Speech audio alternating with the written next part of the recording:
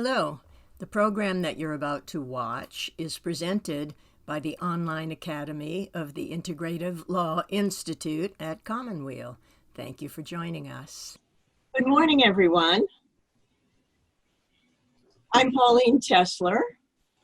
I want to welcome you to this webinar. Let me say a little bit about who I am. I'm a collaborative lawyer.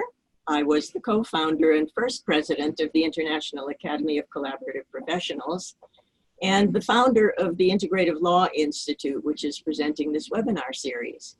The mission of the Integrative Law Institute is to reclaim law as a healing profession, and collaborative practice is at the heart of our work. That's because divorce is the most common reason why people encounter the legal system. So the purpose of this series of 5 webinars is to help give you ideas and tools for making collaborative divorce much more visible in our communities and in our cultures as the first thought that people should have when they need professional help in a divorce. For the 30 years that we have been doing collaborative law and now interdisciplinary team collaborative practice, we've had to be talking mostly to ourselves because we've been building a worldwide community of very capable collaborative professionals and developing our skills, our ethical standards, our best practices. A person facing divorce often asks a wise counselor for advice about what lawyer to consult for help. They perhaps go to a CPA or their minister or their rabbi or priest or a business colleague, such as a realtor. Most of the referral sources that potentially could be referring those people to collaborative professionals don't know that we exist. Even in my own profession, the law, and in your professions, they don't know we exist outside our own community of collaborative professionals, and that is simply not acceptable anymore. So my goal is for you to leave this series of webinars with ideas and excitement and tools for going out in an organized way to educate all of the leaders in your community who should be sending people to collaborative professionals for their own good and the good of the community. That we can educate those leaders in our communities about why collaborative divorce matters so much to children, families, communities, to all of us. Why they should never be sending their clients in the first instance, or their family members, or their friends, anywhere except to collaborative professionals. So, in a moment, I'm going to introduce Harold Deblander, my guest. He's going to talk about how he came to specialize in helping divorcing couples sell their homes for maximum value, how practice groups can connect with people like him, and how they can educate the real estate brokerages in their communities about the value of making referrals to collaborative professionals. He'll conclude by helping us understand how we can find realtors where they gather, where we can most effectively educate them about our work. And before I introduce Harold, I want to just give you a couple of Zoom tips. You're all probably quite experienced with Zoom by now. If you haven't already done so, I want to direct you to the chat panel. And in the chat panel, if you haven't already done so, I would really like it if you would let us know where you're in this webinar from, where you're sitting right now, and what's your profession.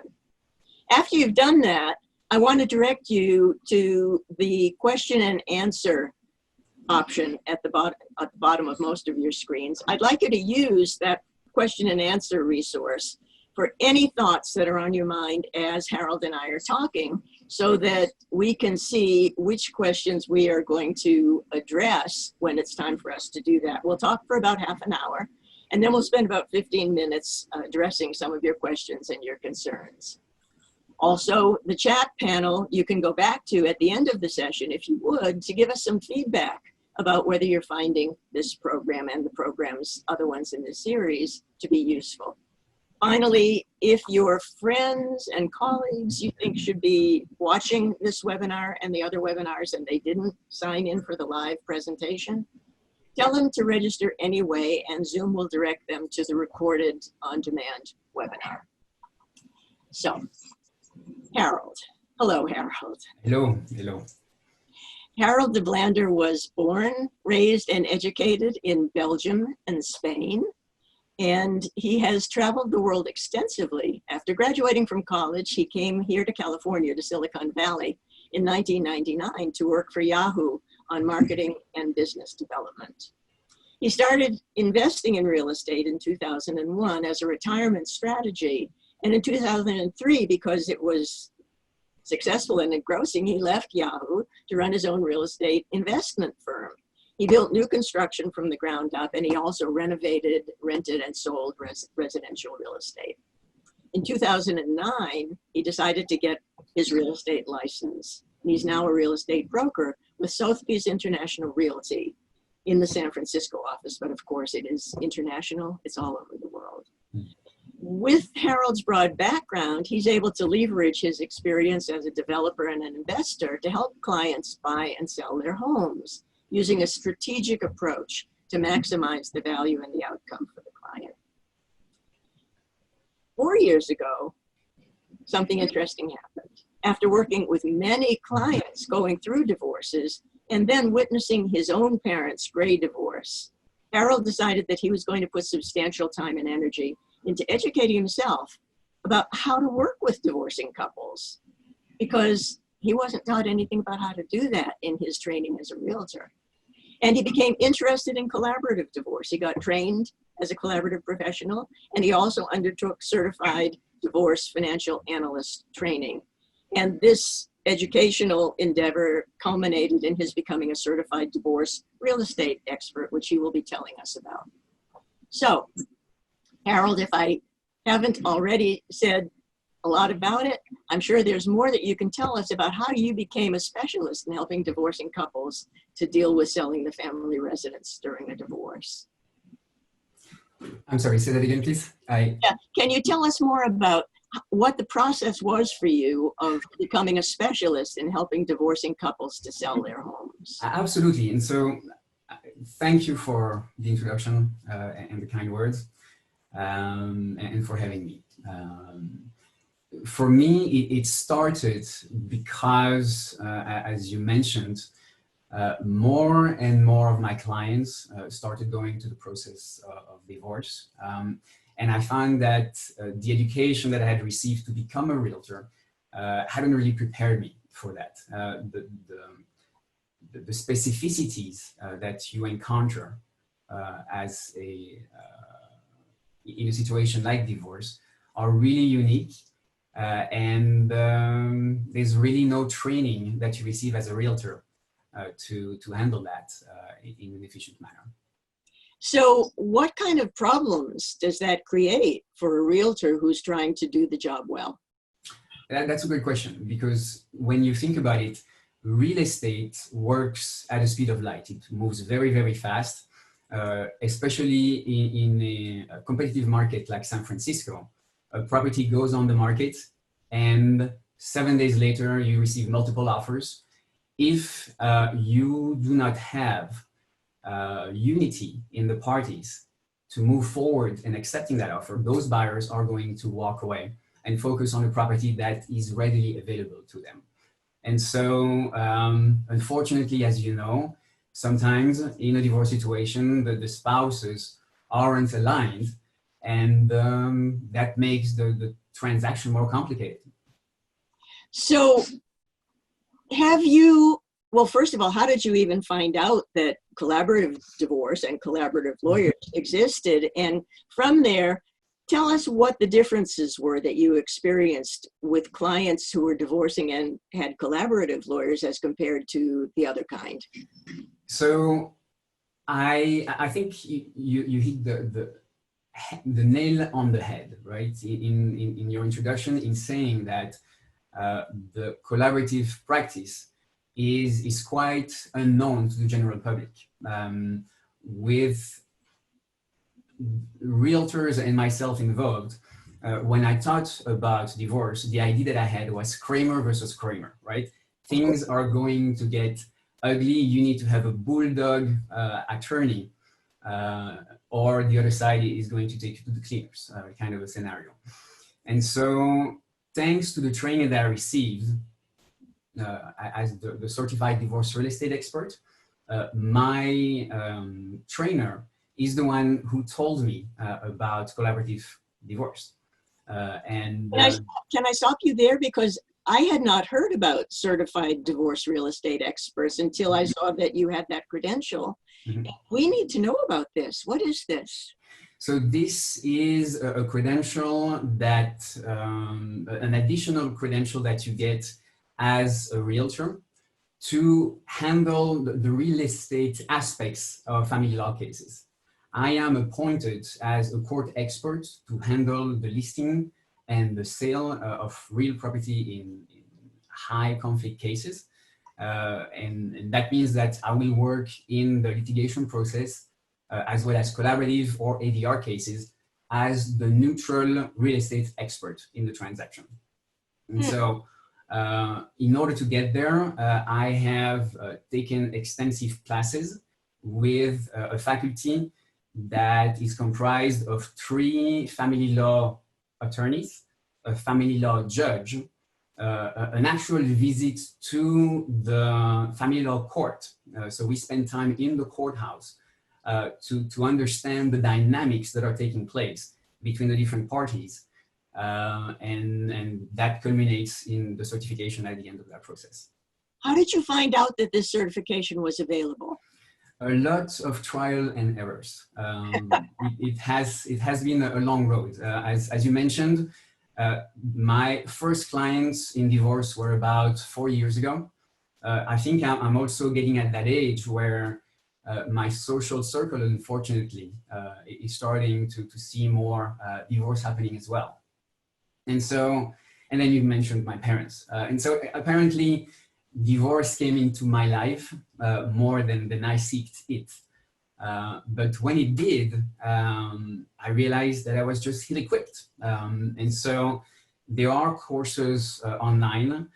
And I think that what turned me off from them is that they all looked at divorce as purely a source of leads, right? It's going after almost like an ambulance chaser. Oh. Which is not something, those were the trainings that were given. And I don't identify with that. This is not my identity. This is not how I like to present myself, but rather as adding value to my clients and now to the attorneys as well. And so I was extremely happy when I found Laurel Starks, who is a real estate broker in the Los Angeles area, that started this program to really shift that paradigm around and train its graduates to not see divorce as purely a dollar sign, but being able to provide information to the family law community that is going to help them in their cases. So I think that reading between the lines of how you started explaining this journey, is it fair to say that before you discovered this kind of certification and before you were turned toward the collaborative community, you too had the idea that the best referral you could give to your client would be to find the meanest, toughest lawyer in town? I agree, yes. I think it's inherently associated with the territory. You imagine that a divorce is going to get ugly. And so when I joined CPCAL in San Mateo about 2-3 years ago, I was flabbergasted. I absolutely loved the concepts that you were talking about. And this is when, you know, I decided to get more information. I ended up going to LACFLA in Los Angeles to do the training for 3 days. I'm going to stop, and we have people from all over the world. And so I want to tell you what these organizations are that Harold and I both affiliate with. CPCAL is Collaborative Practice California. It's a statewide organization of practice groups, of local practice groups. And LACFLA is the Los Angeles County Family Law Association, which is one of the largest collaborative practice groups in the United States because Los Angeles is so huge and divorce is maybe more common there than elsewhere. I don't know if I can fairly say that. Anyway, I didn't want to interrupt you, but I did want to explain that. So you really did immerse yourself then in the collaborative community when you discovered it. Is this because it was the answer to a problem of yours as a realtor? Well, I think what you find is that there are issues that happen when a property is being sold through the process of divorce and it's going through the court process. The wheels of justice move very, very slow. And so what I found is that in their order stipulations that attorneys are putting together when they're going to court, they unknowingly shoot themselves in the foot in the language that they're using in directing the real estate transaction. How so? How are they doing that? Well, for instance, they'll, and you know, this is not a generality, not everybody does it, but I've seen it happen a lot where attorneys will write down, for instance, price to be set at X amount. Using a right of first refusal, for instance, right? Which are things that from a family law perspective make a tremendous amount of sense, and I understand the logic behind it. But in my world, what you're doing is hindering your ability to get the most money for the property. Because for whatever reason, if the market shifts, like we're seeing right now, right, with COVID, if the market shifts and things are set in stone in the stipulation, now we have to go back and that takes time. Many things. So those kinds of provisions in stipulated agreements, pre-trial agreements typically, but post-trial as well, they tend to be the hard-won resolution of one of many very angry fights. Yep. And so it's fair to say, I think, from what you've just been telling us, that the realtors, and that's almost all of them because you've told us that they don't know we exist, they're all making well-intentioned and stupid referrals to the most aggressive lawyer that they know of. Their own bottom line as realtors is not only are the clients being made miserable and their lives being impacted really badly, as we know from our profession, but the bottom line, which is what you say that too many realtors have as their sole focus, you know, until you learn otherwise and focus on doing a service for people, you're looking just at your own financial outcome, and they are harming themselves, shooting themselves in the foot by making those referrals. And I think implicit in what you've just told us is that when you work with a collaborative team and the couple is able to cooperate with them and with you, something different happens. So continue to compare and contrast. What happens with the piranha type savage lawyers and what happens when you're able to work with our community? Well, I think the biggest advantage is for us to work together and you know, you have an entire structure in place to support the couple in the transition that they're going through, right? And so being able to have the coach having a conversation with, for instance, if I'm seeing that there is sabotaging taking place from the in-spouse who isn't quite ready to move out, consciously or unconsciously, having access to a collaborative team that can then get to the essence of the issue and move the process forward makes my job easier as well. And so I see this as a back and forth, a communication where I am, you know, at the end of the day, the house is where a lot of things reside for the family. The wealth of the family is one thing, but it's also the nest of a lot of emotional attachments.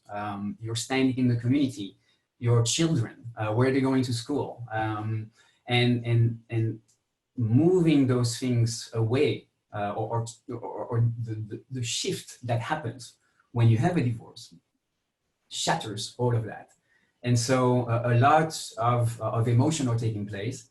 And sometimes unconsciously, it sabotages what is going on. And so being able to go to the bottom of that, and addressing them with the collaborative team, allows me to do my job easier. And it allows you as well to find solution that will render the work, the tremendously difficult work that you do to bring those parties together, and find a path to get out of the situation they're in, shouldn't be thrown away because a realtor is using the wrong words or the wrong techniques in the final step at the 11th hour when the property is going to sell.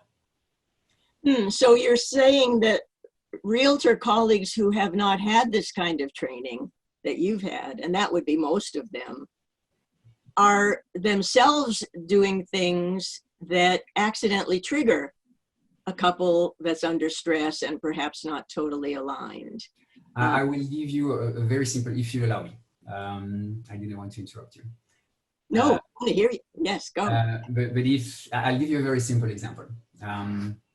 This is a transaction, a deal that I inherited as the second agent on the case. And in this situation, the previous listing agent has signed the listing agreement, and the property was going to go on the market. If you remember when I made the presentation to the Green Group with you, I had... The Green Group is a small study group in San Francisco that has been in existence for as long as I've been doing collaborative practice. And Harold, that's how I met Harold. He came and presented to us. Sorry, Harold. No, that's okay. I apologize. Thank you for clarifying. If you remember, there was in the presentation, on one side, a traditional real estate transaction, and on the other, the divorce transaction. This is a case where the two collided. The previous agent got the listing listing agreement, and the next step for a real estate agent when that happens is to start the marketing. You put a sign in front of the house, you prepare the property, and once it's ready, you put it on the market. Having the sign in front of the house is a great marketing tool for us. Number one, because it allows us to have the community that may be interested in the property make a phone call and find a buyer. Also, it allows us to have visibility for the other people that may sell their property. In this case, the listing agent put the sign on the ground immediately after getting the listing agreement. And the in-spouse hadn't had the conversation with the children that their parents were getting a divorce and that the property was going to be sold. And so that just blew up. There was going to be a 6 months time frame between the moment that the listing was signed until the property would go on the market. And so the plan was to have those conversations in the meanwhile. This blew up, and it wasn't a good situation. This is just one little example of how things can go wrong by just using the business as usual mentality of real estate, which there is nothing wrong with that. This is how you do it. But having that sensibility about the potential issues that can come up will help. Me, will help you as well. How did that case then, I understand why that listing agent was no longer the realtor for the couple. How did it come to you? Well, apparently they heard about me. I'm not sure exactly what was the connection. But I ended up receiving the phone call, and I think it's their attorney that told them about me. And there you go.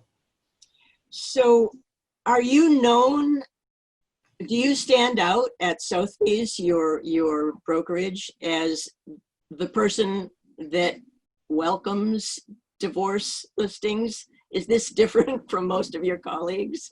It is. I think I'm still under the radar. It is a bit of a niche that I'm in, and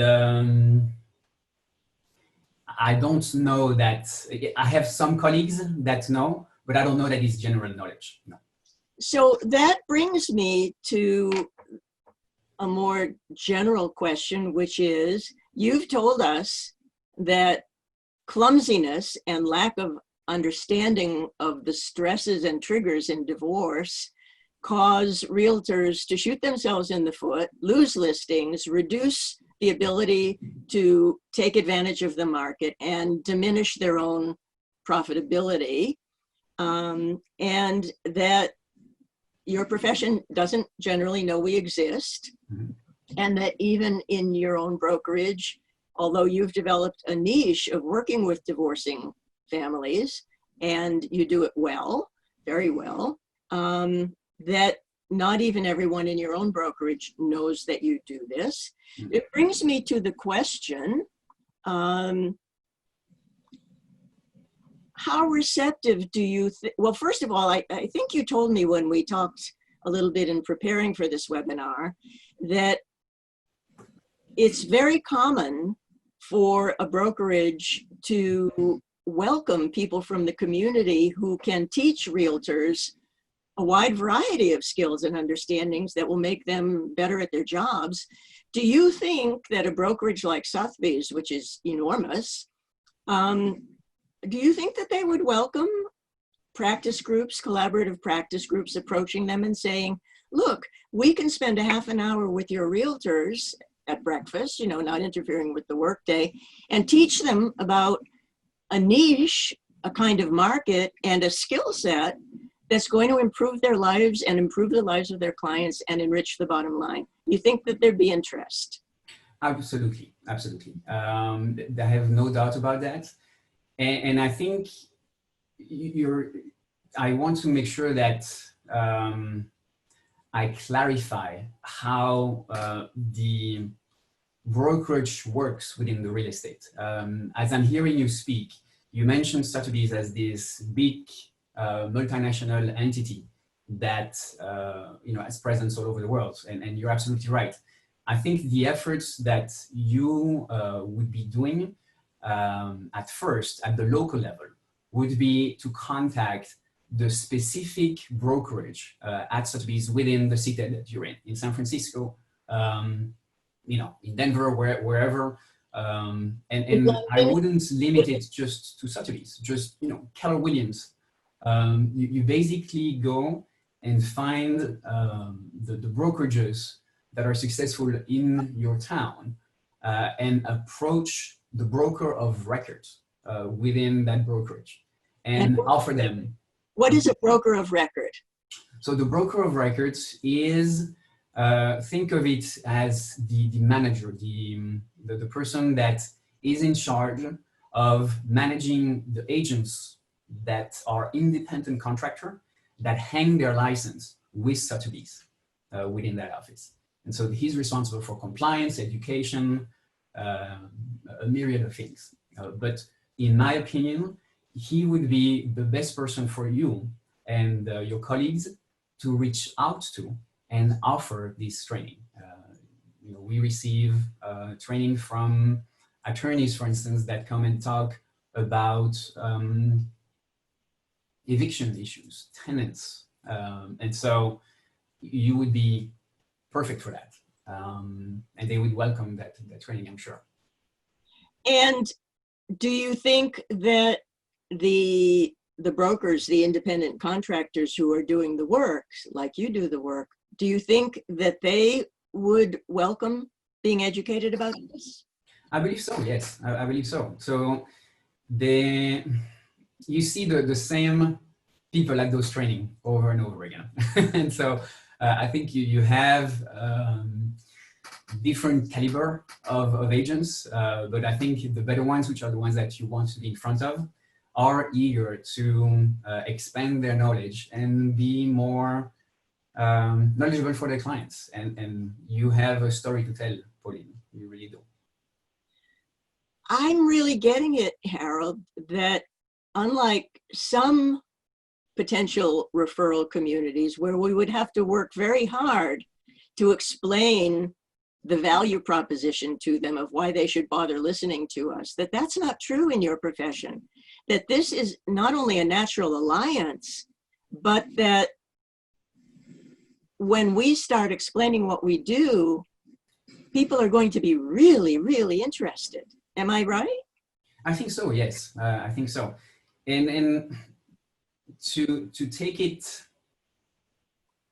to you know, one thing that you and I had talked about is your desire to approach people not only on a one-on-one level, but at a more macro level. Yes. Just like you have, so one approach is to talk to the broker in your city. But I think you probably shouldn't limit yourself to that. Just like within your community, you have conferences like CPCAL that we just talked about. The California Association of Realtors also has education events that they put together.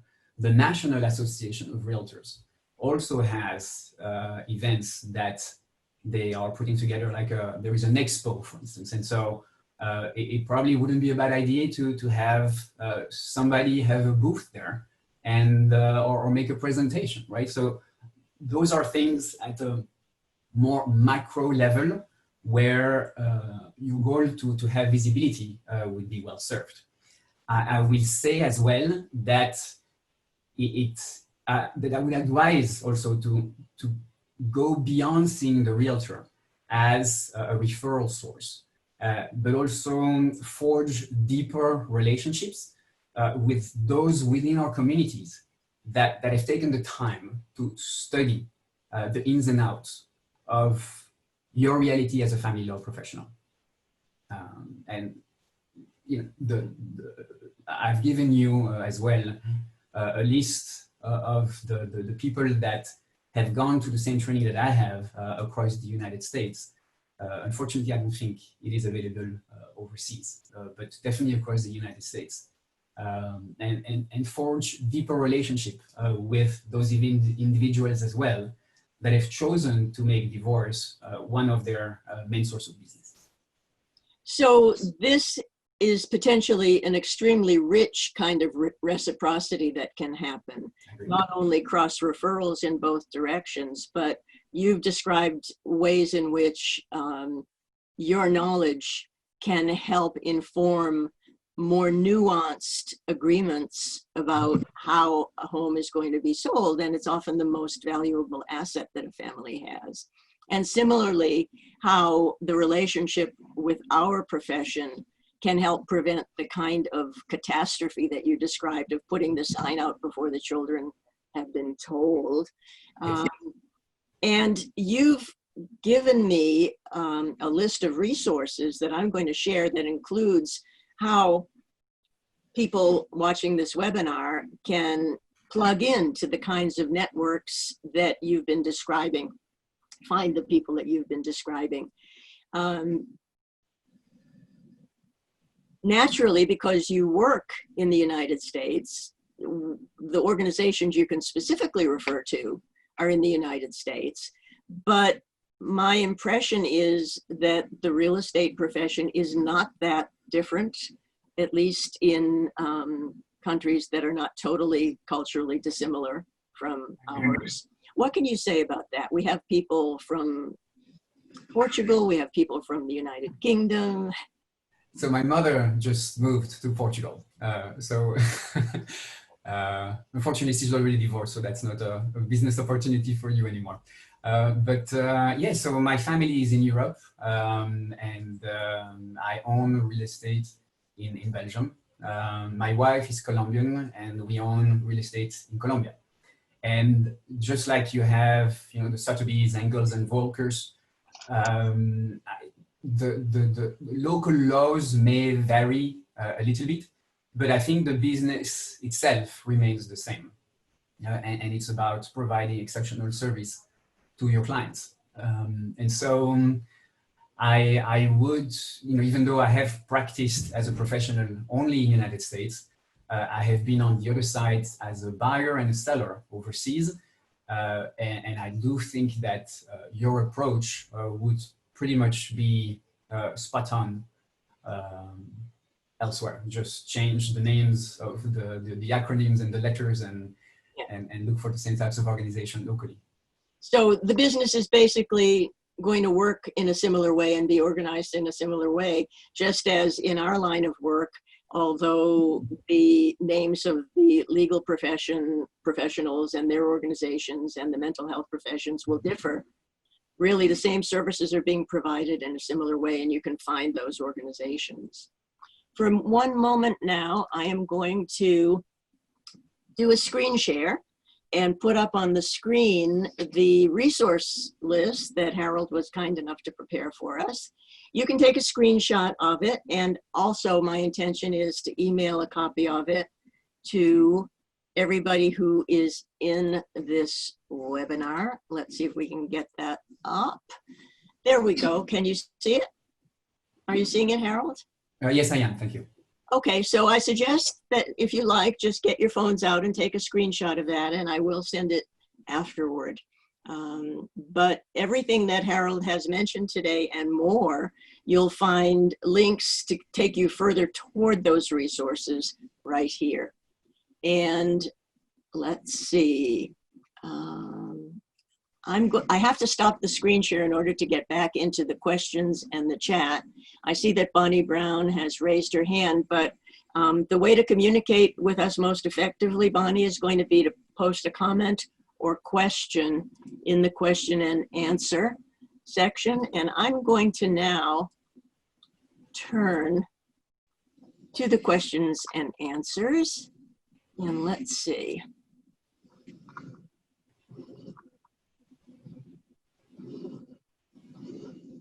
Let's see. So let's start with Kenneth Rempel's question to Harold. Under what circumstances would you be asked to recommend a divorce lawyer? That's a good question. In my case, it is usually people from my sphere of influence. Those are my past clients, people that I sold property to a few years back that are now contacting me because they are going through a divorce, they're thinking about it, and they'd like to know what the house is worth so that they can plan accordingly. So that would be one. In my social circle as well, the word is going around that I do this kind of business. And so my friends and family are basically contacting me and asking me if I can refer them to somebody. Thank you. Kenneth, if that answered your question, great. And if not, just reframe it another way and we'll go further with it. John Susko says, I've spoken with some real estate folks. They want a flashing title. What kind of flashing or good advertising titles would get realtors' attention? I'm not sure I totally understand the question. Do you, Harold? I'm not sure. I think flashing title, or maybe he's asking what would attract the realtor's attention. Is that probably what I'm getting? So I will say this. Real estate is a commission-based business, and most realtors are, as Pauline alluded to, are attracted to dollar signs. What's in it for me? The commission is probably what comes to mind initially. I will put the caveat that by using that kind of honey to trap the fly, the fly you're going to trap may not be the caliber or the level of person that you would like to work with. To just make the parallel between the collaborative world, you ask the family that is divorcing to hire a financial neutral, not their own CPA that they've worked with for many years. You want somebody that is a CDFA that has been trained in collaborative and understands it. So I think it is good to have a realtor that has an understanding of how your world is functioning as well.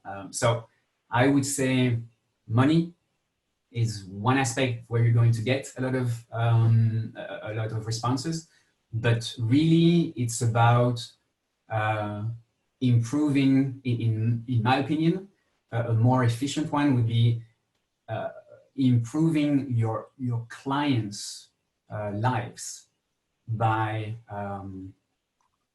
offering additional skills that will help not only in the commission side, but in helping their clients move forward and have a happy transaction, which in terms means referrals, long-term relationships, etc., etc. I don't know if that helps much, but hopefully it did a little bit. It's important information, though. As with all of the clients and other professionals that we work with, it's a really profound truth that once you've offered real information about what we do and why we do it, you and we, it will resonate with people who are working from core values that align well with us. Mm. And if that doesn't happen, if the resonance isn't there, it's not going to work. Yes. Right? Yes. I'm going now back to questions and answers to see what else we have.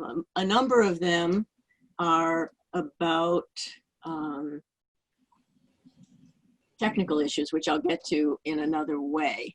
Helena Mandelbaum, who I know is in Lisbon. Does Harold know, is there any movement of collaborative practice in Portugal, an association or an institution? I wonder if Helena means if there's any movement among realtors to move toward divorce, because I know that Helena herself is working very actively in Portugal to develop a collaborative professional community there of divorce professionals. I'm afraid I don't have the answer to that. I'm sorry.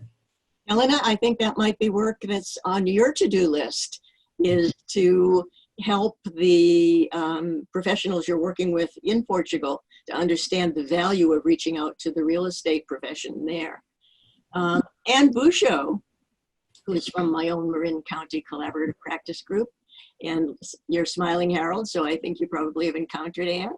Well, I think Anne may have attended, if I'm not mistaken, a presentation that I did for the collaborative practice in Marin a month ago or a few weeks ago.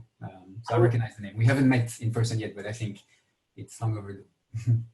Well, what Anne is asking, given that we all understand that the core collaborative professional team, as we do this work, is the two collaborative lawyers, the mental health professionals working in a coaching model, a child specialist sometimes, and a neutral financial specialist.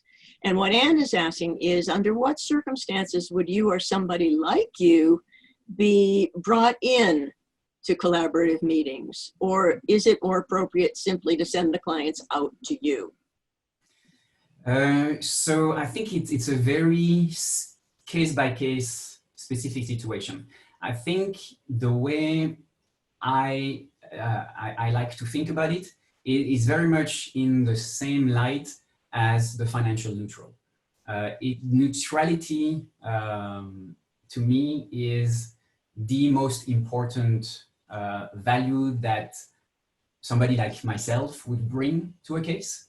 And so if you, and especially in high conflict situation where there is a loss of trust between the parties, and one wants to use a certain realtor, and for whatever reason, the other party doesn't trust them. And so the value of, for you, for instance, to have somebody within your Rolodex that you know will be an independent, neutral party to the case, that will be able to work with both parties equally without any bias towards one or the other, would be one of those instances where I would see that happening.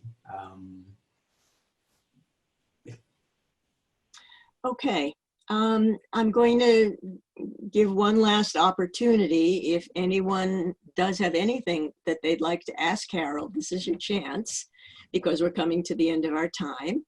And I again want to direct all of you back to your chat box, where if you'd like to give us any feedback about whether this series generally or this particular conversation with Harold, which has been quite wonderful, has given you tools and understandings that are going to help you to make collaboration known in your community, please tell us. We'd like to know whether we've succeeded in doing what we set out to do. Anything you'd like to add, Harold, before we say goodbye? Well, there is one more question, but anything else you'd like to add? No, I think, I absolutely have a tremendous amount of respect for you, Pauline, for what you do and for what your community does. It's truly remarkable. I remember this gentleman who presented and mentioned that he had been a negotiator for the Hutu and the Tutsis and the Balkans as well, bringing the Hutus and the Tutsis in the Congo at the conciliation table, and that he was now working in collaborative using those skills. And I thought, it blew my mind. That this was something that is a resource that is available for people and that can help families heal from this really traumatic event that they're in. And so as compared to the courts where you have a judge that takes control over everything. So thank you for the work that you do. And thank you, Harold. We are all working to reduce conflict, and heaven knows that at this particular time, nothing could be more important. So thank you for what you do. And we are going to sign off. Somebody asked to put the screenshot up, the resource list up again. I'm not going to do that, but I am going to email copies to everybody who's in this live presentation. So thank you so much again for doing this with me, Harold. And thanks to everybody for showing up here and for being actively engaged with us. So go out and use these new tools. Bye. Thank you for joining us in this recorded program presented by the Online Academy of the Integrative Law Institute at Commonweal, known as ILLI.